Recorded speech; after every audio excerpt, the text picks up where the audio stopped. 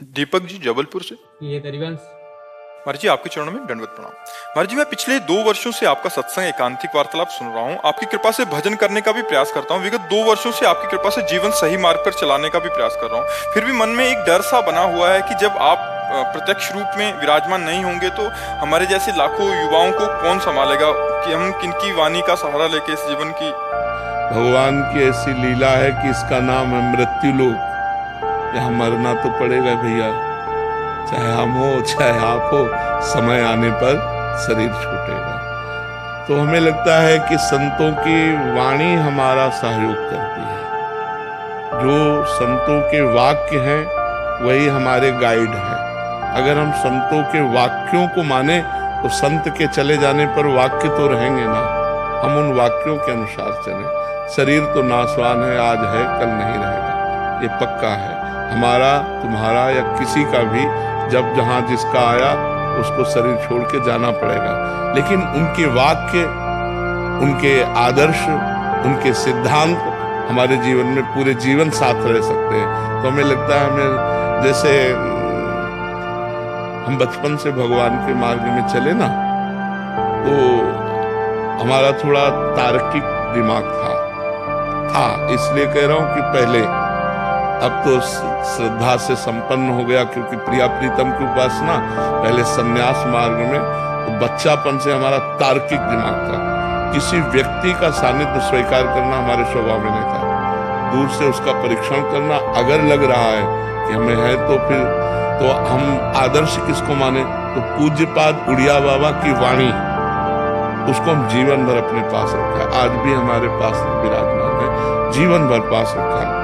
संत को ऐसा चलना चाहिए, ऐसे चलना चाहिए। बाबा ने जो जो उपदेश किए बस उन्हीं का, बाबा के चरणों का आश्रय लेकर के, उन्हीं को गुरु मान करके, उन्हीं के बात मानकर आज भी उन्हीं के वचनों के अनुसार चलने की चेष्टा कर रहे हैं। तो संत वाणी हमें कभी अनुभव में नहीं आया कि उड़िया बाबा नहीं है, क्योंकि उनकी बात बाबा ने कहा, बाबा ने कहा ऐसा करना चाहिए, ऐसी परिस्थिति में ऐसा करना चाहिए। पूरा इतना मोटा ग्रंथ है, बाबा के उपदेश ही उसमें है। साधक के लिए, ज्ञानी के लिए, भक्त के लिए, स्त्री के लिए, पुरुष के लिए, बच्चा के लिए, सबके लिए उपदेश है। तो वही जीवन भर आदर्श माना।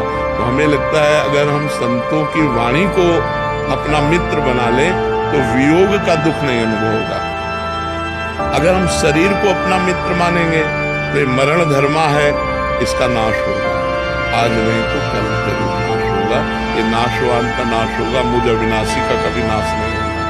तो अविनाशी की वाणी को मानो तो अविनाशी पद में आ जाओगे। विनाशी शरीर को इससे प्यार न करो, ये नाशवान शरीर है, इसकी महिमा बिल्कुल कुछ नहीं। पानी का बुलबुला अभी दिखाई दे रहा है, 1 मिनट में फूट गया।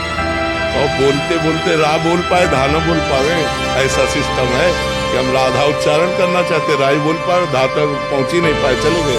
ये बहुत विचित्र खेल है। इसलिए हमें किसी भी शरीरधारी से आसक्ति नहीं करनी चाहिए। व्यवहार भगवत स्वरूप मान के करना चाहिए और आसक्ति अविनाशी से करना चाहिए। विनाशी शरीर वियोग को प्राप्त होने पर हमारा हृदय व्यथित हो जाता है, फिर हम सत्य धर्म का निर्णय नहीं कर पाते। व्यथित हृदय वो सही नहीं होता। अशांत से कुता सुखम, जब चित्त शांत हो गया तो ये लगेगा बाबा चले गए, फिर मन मानने आचरण शुरू हो जाएंगे। और ये कि बाबा तो चले गए लेकिन बाबा ने जो कहा वो हमें करना है, उनकी आज्ञा के खिलाफ नहीं चलना। तो आप देखोगे यही दिमाग में बैठा मिलेगा। जैसे हम उड़िया बाबा का चिंतन, तो हमें लगता है उड़िया बाबा यहीं बैठे हुए हमारे, ऐसे से ऐसे करो, ऐसे से बाबा ने कहा ऐसा। तो हर समय बाबा का चिंतन, बाबा की वाणी का चिंतन, तो उनका सानिध्य हमें निरंतर अनुभव में आता है। जब कभी जब मन परेशान होता है तो ना आपके आगे धाम में दर्शन कर लेंगे, बिल्कुल सुख शांति, मतलब क्या है वो डर होता है। और ये अब इसमें हमारा भी बस नहीं कि हम बने रहे। अब वो भगवान के बल से चल रहे हैं। भगवान का एक आध्यात्मिक बल है, उसी आध्यात्मिक बल से भगवान चला रहे हैं। नहीं तो जो शरीर की हालत है, जो किडनी की हालत है, बिल्कुल क्रिया रहित हो चुके हैं, बिल्कुल क्रिया रहित है। पर हमको आपको सही बताया बच्चा, बिल्कुल कोई कष्ट नहीं। शारीरिक कष्ट होने पर भी हमारे मन में प्रसन्नता रहती है, हमारा मन आनंदित रहता है। अच्छा, मरने का भय इसलिए नहीं है, हमें जाना है अपने प्रभु के पास। तो भय तब हो जब इससे हमने राग नहीं किया, प्रभु से प्यार किया, तो याद छूट जाए, चाहे 100 वर्ष बाद छूटे, प्रभु के पास ही जाना। जितने दिन उनको सेवा लेनी ले ले। हम न रहेंगे पर हमारा वचन रहेगा, हमारे भगवान आपके साथ रहेंगे, ये बात मान लो। शरीर तो नाशवान, शरीर तो जाएगा,